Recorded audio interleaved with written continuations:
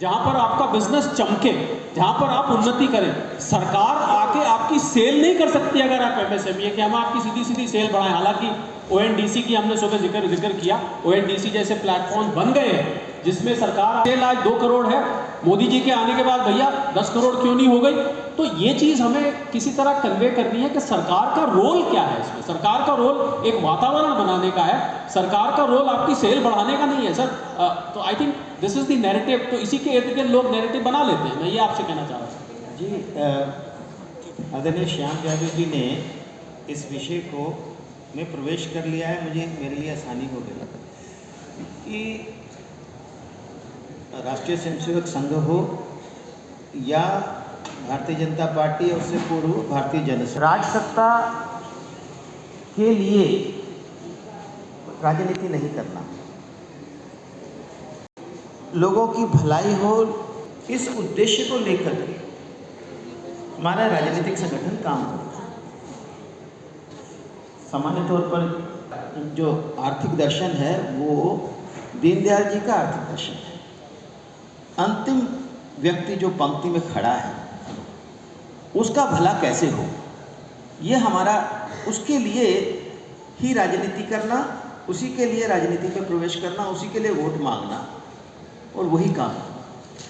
तो जो जीडीपी का जो मॉडल है, हम आजकल वास्तव में तो जीडीपी की बात करते हैं कि हम जीडीपी की दृष्टि से इतने बड़े हो गए, इतने बड़े हो गए, 5वें हो गए, अब तीसरे हो जाएंगे। लेकिन जीडीपी एकमात्र विकास का पैमाना नहीं हो सकता। यदि आपने मल्टी डायमेंशनल पॉवर्टी की जिक्र किया, देखिए कांग्रेस सरकार भी रही, बाकी सरकारें भी रही और उन्होंने ग्रोथ की भी बातें कही। ये भी कहा कि जो डॉक्टर मनमोहन सिंह का समय था वो गोल्डन पीरियड था ग्रोथ का। लेकिन अगर आप मल्टी डायमेंशनल पॉवर्टी जो हमारे रिपोर्ट नहीं है, वो यूएनडीपी की रिपोर्ट है। अगर उस यूएनडीपी की रिपोर्ट को आप ध्यान से पढ़ेंगे, मैंने उसको पूरा अध्ययन किया, तो पता चला कि वो हायर ग्रोथ वाले जो लोग थे, गरीबी के घटने की जो दर थी वो 6.6% थी और आगे आने वाले 5 सालों का जो उन्होंने आकलन किया उसमें हमारी गरीबी की घटने की दर जो थी वो 10% थी। ऐसा कैसे हो गया? ऐसा इसलिए हुआ क्योंकि हमने जो बजट बनाया, जो हमारे कालखंड में बजट बना, 2013-14 का बजट उठा के देखिए 16.5 लाख करोड़ रुपए, और 2023-24 का बजट उठा के देखिए 45 लाख करोड़ रुपए।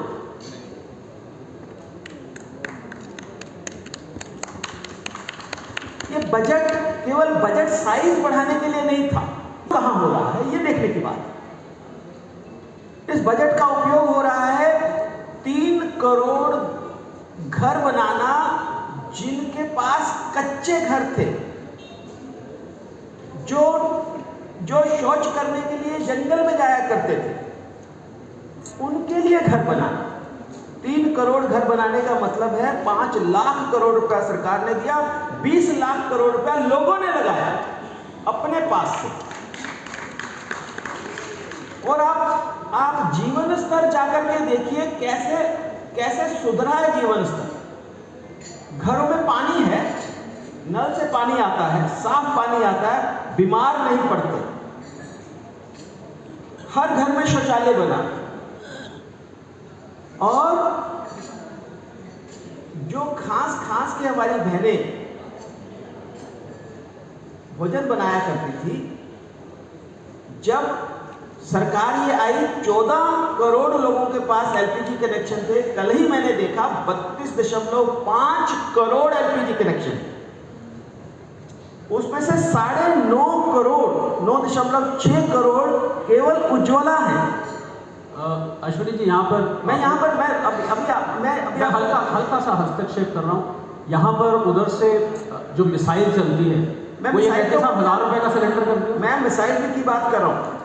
वो लोग कहते हैं कि आपने गरीबों को सिलेंडर तो दे दिया, उनके पास पैसे नहीं है खर्च करने के लिए, सिलेंडर खरीदने के लिए। मैं उसके ऊपर भी आ रहा हूँ। ये कहा कि उन्होंने तो उनको अपने सिलेंडर अपने अंदर रख दिया क्योंकि उनके पास तो पैसे नहीं है। मैं आंकड़े बता रहा हूँ, पीएम उज्ज्वला योजना के तहत जो सिलेंडर दिए गए हैं उनकी average consumption 3.69 cylinders per year है। ये हाल ही का आंकड़ा है, यानी हर साल वो 3.5 मतलब लगभग 4 सिलेंडर एक घर में जाते हैं। देखिए गरीब आदमी है जो एक बल्ब जलाता है और एक पंखा चलाता है तो वो अपने आप को बहुत धन्य मानता है। गरीब आदमी जिसको सिलेंडर मिला, अगर 4.25 सिलेंडर वो हर साल ले रहा है, इसका मतलब है उसका भरपूर उपयोग हो रहा है। ये मेरे आंकड़े नहीं है, ये कंपनियों के आंकड़े हैं कि पीएम उज्ज्वला योजना के तहत 3.69 है। ये मैं नहीं कह रहा हूँ, आप अगर गूगल करेंगे तो पता चल जाएगा। मेरा यहाँ ये कहना है, ये जो नैरेटिव्स खड़े किए जाते हैं, एक नैरेटिव खड़ा किया गया कि ये जो डिमोनेटाइजेशन किया इसने बिजनेस खत्म कर दिया। कोई बिजनेस खत्म नहीं हुए, बल्कि बिजनेस उससे बढ़ गए। ये जो मैं 45 लाख करोड़ रुपए का जो आपको बजट बता रहा हूँ, ये बिना वजह से नहीं हुआ है। किस पर टैक्स लगता है? जीएसटी किस पर लगता है? प्रोडक्शन पर लगता है। गुड्स एंड सर्विसेज का प्रोडक्शन होता है तो ही तो जीएसटी देंगे। तो 1,60,65,000 करोड़ रुपए का जीएसटी कैसे आता है अगर प्रोडक्शन नहीं है तो? और उसमें से भी अधिकांश एमएसएमई से आता है, ये भी आपको पता। एमएसएमई अगर प्रोडक्शन नहीं करता तो। और दूसरा, इनकम टैक्स कहां से आता है? कॉर्पोरेट टैक्स कहां से आता है? बिना इनकम के इनकम टैक्स लग जाता है क्या? ये जो नैरेटिव्स हैं, नैरेटिव्स को, जैसे डिमोनेटाइजेशन का नैरेटिव था, मैं आपको बताऊं दुनिया भर में कितनी इन्फ्लेशन है।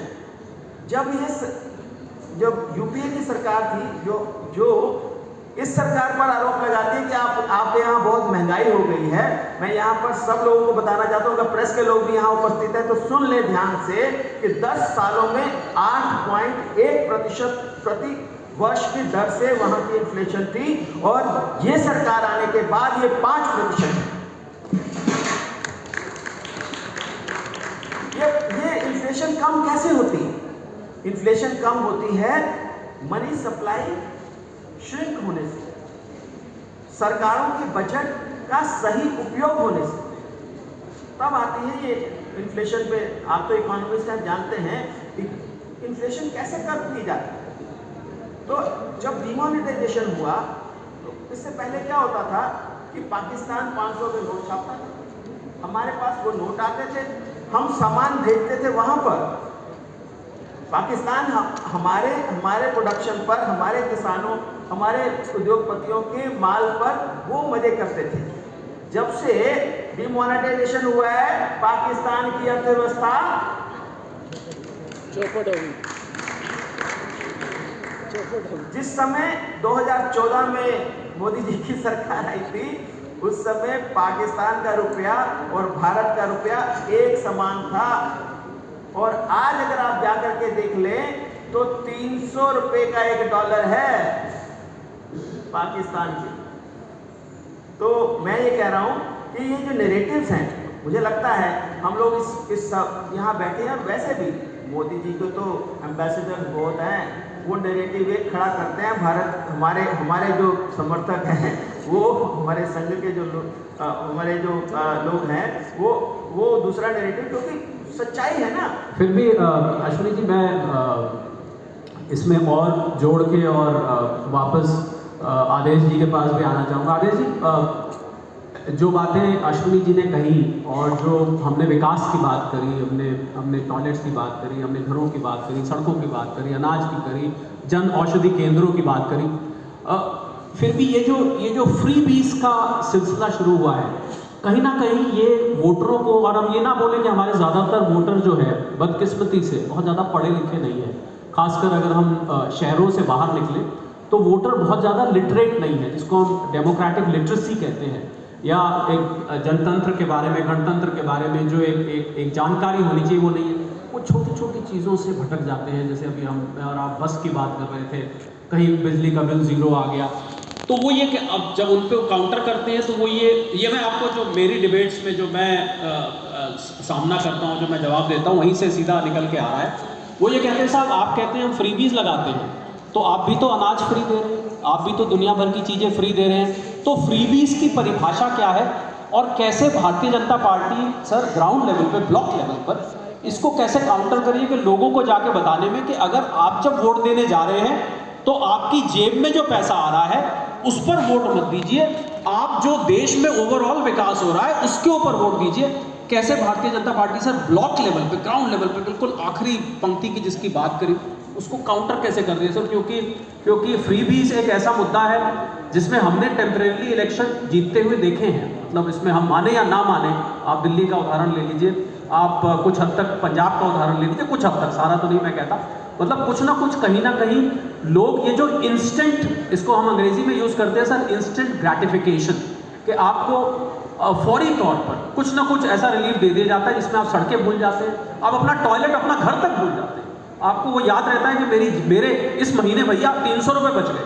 तो इसको ग्राउंड लेवल पे भारतीय जनता पार्टी कैसे सर काउंटर कर रही है? क्योंकि ये लोगों के कान में जाके बोलने वाली बात है और उनको ठोक के बोलने वाली बात है। तो कैसे आप इसको काउंटर कर रहे हैं, क्योंकि ये बहुत एक इंपॉर्टेंट फैक्टर होने वाला है।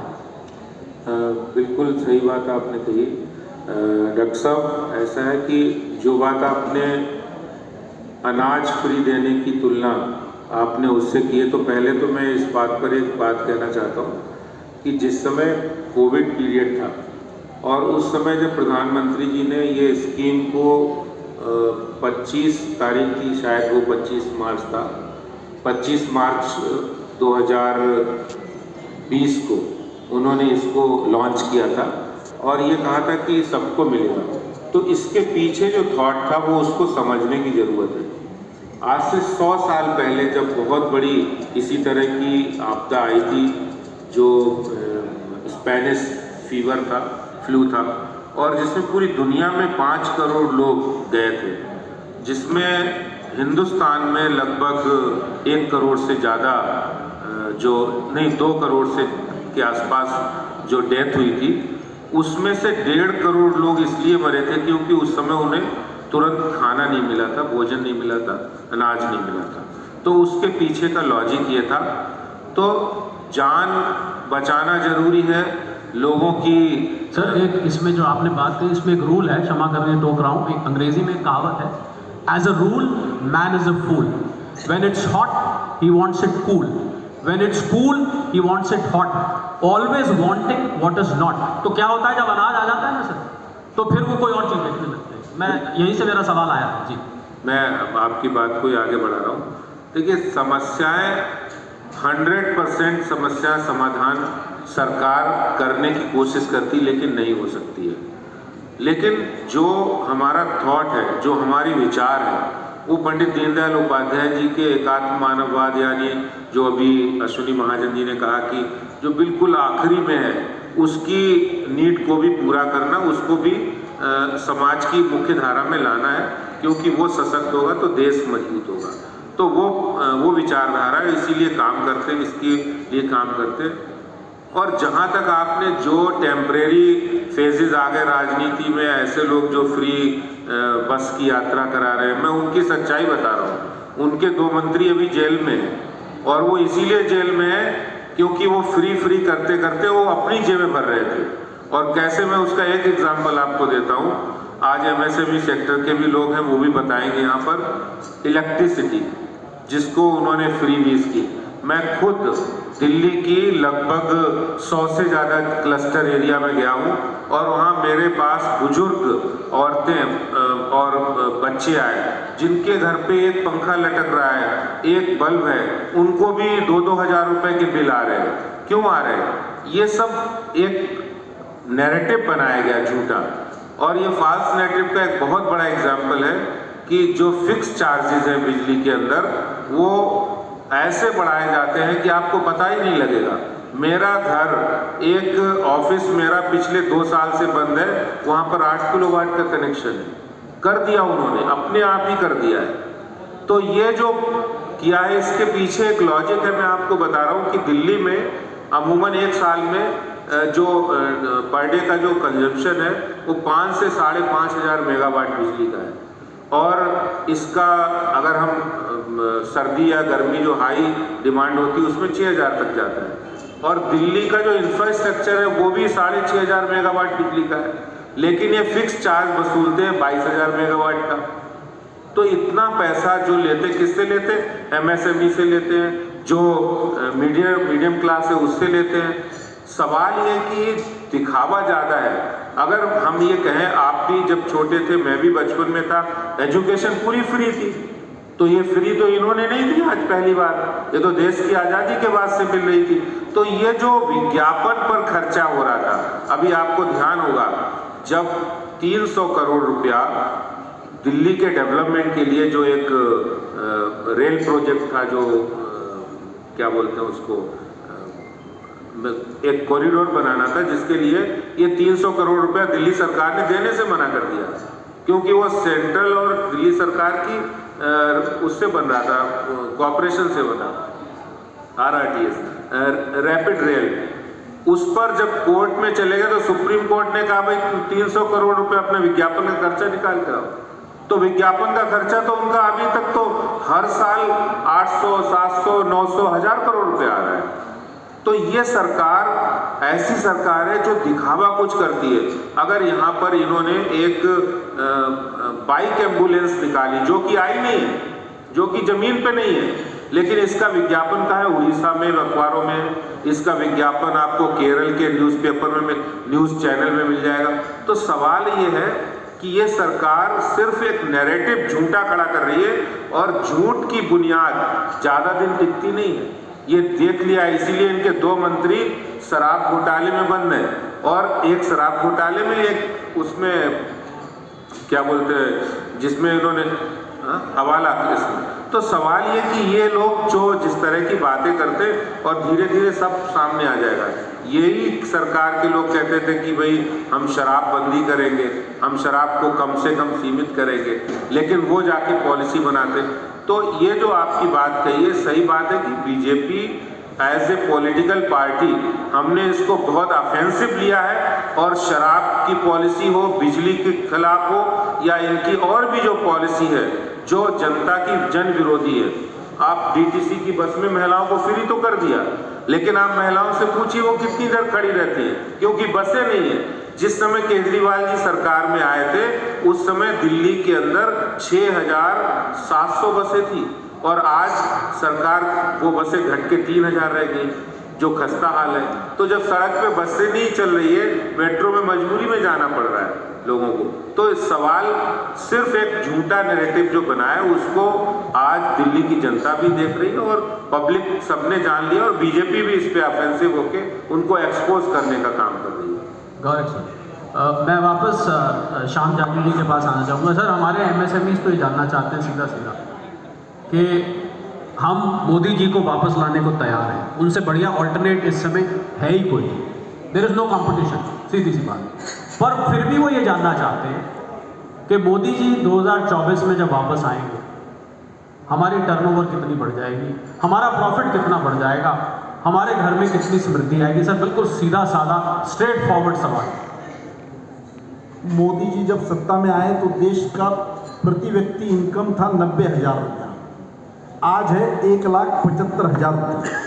ये प्रति व्यक्ति आय पर कैपिटा इनकम जो बढ़ा है, अगर देश का एवरेज इनकम नहीं बढ़ता तो ये हो नहीं सकता। हर आदमी, आपने फ्रीबीज के ओर ज़्यादा कंसंट्रेट किया, मुझे लगता है केवल दिल्ली ओरिएंटेड और एक पार्टी के ध्यान में रख के आप बात कर रहे हैं। पूरे देश को ये ध्यान में आ रहा है जब देश में 12 करोड़। सर मैंने इसलिए किया क्योंकि अब तो राजस्थान ले लीजिए, छत्तीसगढ़ ले लीजिए, ये फ्रीबीज का जैसे कोविड वायरस से भी ज़्यादा तेज़ी से फैल रहा है। सर, देश में 12 करोड़ शौचालय जब दिए जाते हैं और उसका एक शौचालय के 4 लाभार्थी हैं, तो 48 करोड़ लोग जो रास्ते पर बैठते थे शौच करने के लिए, उनकी व्यवस्था करने का काम ये सरकार करती है। हम हर रोज रास्ते से घूमने वाले लोगों को जो देखना पड़ता था, उससे हमारी मुक्ति हो गई है। 10 साल पहले ट्रेन का क्या हाल था और आज ट्रेन का क्या हाल है, रास्ते कैसे हैं, ये फ्रीबीज देने वाले एक भी ओवर ब्रिज नहीं बना सकते, रोड का डेवलपमेंट नहीं कर सकते, इंफ्रास्ट्रक्चर में कुछ काम नहीं करते, और उनकी पंजाब सरकार की क्या हालत है, वो लोगों के पास कटोरा लेकर खड़ा है केंद्र सरकार के पास। तो मुझे ऐसा लगता है आम आदमी आज जब रेलवे हम एयरपोर्ट पे जाते हैं तो हवाई चप्पल पहने वाला आदमी वहाँ हवाई पोर्ट पर खड़ा है। देश के पासपोर्ट ऑफिसेस बड़े हैं, एयरपोर्ट बड़े हैं, रेलवे की सुविधा बड़ी है। मैं अभी जयपुर से आता हूँ तो 3 घंटे में मैं आ जाता हूँ। इस रोड के केवल कोई बड़े लोग नहीं लाभार्थी, पूरा देश इसका लाभार्थी है। ये इंफ्रास्ट्रक्चर डेवलपमेंट, सौर ऊर्जा के विषय में हमने किया काम, हर नल से जल, ये सब लाभ लोगों तक पहुंच रहे हैं। जहाँ तक अनाज फ्री देने की बात है तो एक भी आदमी अनाज के बगैर हम मरने नहीं देंगे, ये देश का संकल्प है। मुझे लगता है कोई भी लोक कल्याणकारी राज्य के लिए वो आवश्यक है। एक भी अटल आयुष्मान योजना देते समय एक भी आदमी इलाज के बगैर मरना नहीं चाहिए, ये कहने की उसमें भूमिका है। मुझे लगता है वो फ्रीबीज से उसकी तुलना नहीं हो सकती। किसानों को सम्मान राशि देते समय किसानों की आत्महत्या रोककर उसके जीवन में सुधार लाने की कल्पना है, इसमें कोई दो राय नहीं हो सकती कि देश कई उद्योगपति बड़े हो गए हैं, कई थोड़े लोगों का इनकम बढ़ गया, इससे देश की इकोनॉमी समृद्ध नहीं मानी जाती। देश के हर आदमी का इनकम, सबका स्टैंडर्ड ऑफ लिविंग, देश का इंफ्रास्ट्रक्चर, देश की समृद्धि, इन सब बातों पर है। तो मुझे ऐसा लगता है कि आज हम ये कहने की स्थिति में हैं कि एक अल्टरनेट इकोनॉमी के रूप में विश्व में हम आज बैठे हैं। लोग अल्टरनेट एक हब के रूप में हमें देख रहे हैं। लोगों के इन्वेस्टमेंट यहाँ पर आ रही है। इस देश में टैलेंट है, हमारे पास पर्याप्त जमीन है, हमारे पास पर्याप्त जल है, हमारे पास लोगों को श्रम देने के लिए, श्रमिकों के लिए काम है, और सबसे बड़ा मार्केट हमारे पास है। हम बढ़ती हुई इकोनॉमी की ओर जाने वाले लोग हैं। ये इक्वेशन ठीक करने का काम इसी कार्यकाल में हुआ है, इसलिए मोदी जी की सराहना लोग करते हैं। और आज मोदी जी के लिए देश में कोई भी अल्टरनेट नहीं है। मैं इसमें एक ऐड करना चाहूँगा। एक अंग्रेजी का फ्रेज हमने से सीखा है कि हमारे बड़ों ने हमें काम करना सिखाया। उन्होंने हमें पड़ोसी की दुकान पे झाड़ू पोछा नौकरी करवाई कि काम सीखो, जबकि वो संपन्न थे, हमें सब कुछ दे सकते थे। फ्री बीस हम करते, लाडले बच्चे हैं जी, खाओ पियो मौज करो, कोई काम करने की जरूरत नहीं है। तो सर देश को नकारा बनाना हो, हाँ जी, उसका सत्यानाश करना हो तो एक फ्री भी कल्चर कर लो। जिसके पास कुछ नहीं है वो मुफ्त रेडियाँ बांटने की कोशिश करता है। पर ये जो सरकार है ये देश को सुदृढ़ करने की तरफ काम कर रही है। ये मैं अब, क्योंकि मैं भी बीजेपी का छोटा मोटा कार्य करता हूँ और मेरा सारा मिशन जो है वो मोदी जी को समर्पित है। मैं बीजेपी का नेशनल कन्वीनर था, तो मैंने वही एक राजनीतिक छोड़ के मैंने राजनीति नहीं छोड़ी, वो प्लेटफॉर्म छोड़ा और मैंने एक नॉन पॉलिटिकल प्लेटफॉर्म पे काम कर रहा हूँ। तो हम मोदी जी की प्रेरणा से ये काम कर रहे हैं। हम उनको मुफ्त में करने की बजाय युवाओं को कह रहे हैं भैया काम करो, ये सरकार तुम्हारे काम करने के लिए ये योजनाएं लाई है। सर देश काम करेगा तभी बढ़ेगा। चाइना में क्या हुआ? चाइना में उन्होंने छोटे छोटे लोगों को काम करने की सुविधाएं दी। मैं गया, मेरा मेटल स्क्रैप का काम था, तो उन्होंने महिलाओं को अलाउ किया कि आप ये स्क्रैप ले जाओ, और घर पे उसको छांट बांट के और करके कॉपर अलग कर रही हैं, ब्रास अलग कर रही हैं। ये एक काम है। इतने कितने काम महिलाओं ने उसमें काम किए। मैंने कल भी बताया कि हमारी संघ आरएसएस की प्रेरणा से हमने एक प्रोजेक्ट चलाते चौपाल में हम क्या करते हैं कि जो कामकाजी महिलाएं जो काम करना चाहती हैं, रेडी पटरी लगाती हैं, सब्जी भाजी फल का काम करती हैं, मंडी से जाके वो लेके आती है। तो हमें ये प्रेरणा दी गई आरएसएस की तरफ से कि भैया इनको माफिया जो फंडिंग करते हैं 400-500 इनसे वो ब्याज खा जाते हैं, उनको बेचारी सारा दिन 700-800 रुपया कमाती है, 500 रुपया ये ले जाते हैं जो सुबह उनको 10-20 हज़ार रुपया देते हैं।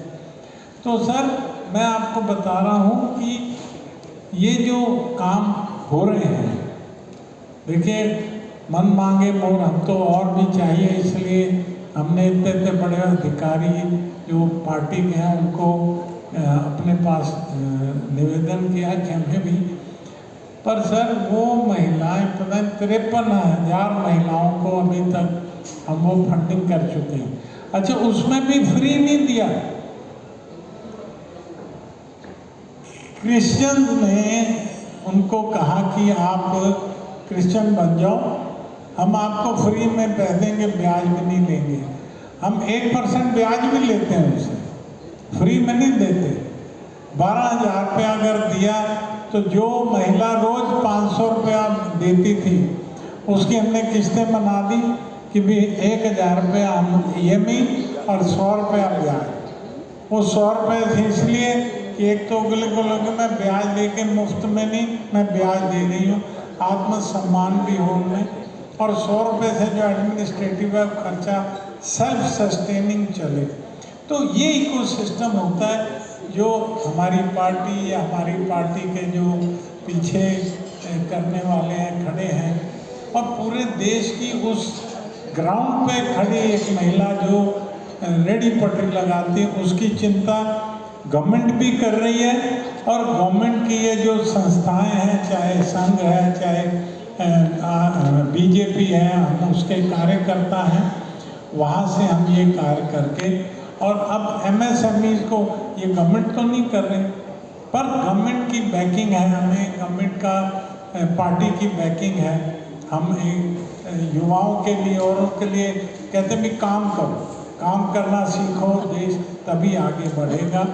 तो सर बहुत बड़ा ये अभियान पॉलिटिकल हमारी बीजेपी पार्टी भी चला रही है। एक इंडस्ट्री सेल बनाया, इसमें से हमारे आधे जो कार्यकर्ता हैं Ashwini ji BJP industry cell के हैं, जो इस अभियान में जुड़ के काम कर रहे हैं, जो इसको आगे बढ़ा रहे हैं। और सरकार ने जो योजनाएं बनाई हैं, ब्यूरोक्रेसी अपने हिसाब से काम करती है, कई शिकायत करते लोग ब्यूरो, तो हमें ये कहा पार्टी ने कि आप ब्यूरोक्रेसी को अपना काम करने दो, आप उसको बाईपास करके नीचे तक पहुंचो। तो आप सब जो कार्यकर्ता इस अभियान में लगे हैं MSME फोरम के, आप देखिए कि आप कितना बड़ा काम कर रहे हैं देश के लिए, समाज के लिए, युवाओं के लिए, महिलाओं के लिए। तो उस पर गर्व करना अपनों को, और इस काम को आगे बढ़ाना है। और ये फ्री बी वाली जो कल्चर है, ये आज नहीं तो कल डाई करेगी सर, देश को इससे भी बचाना है। बिल्कुल।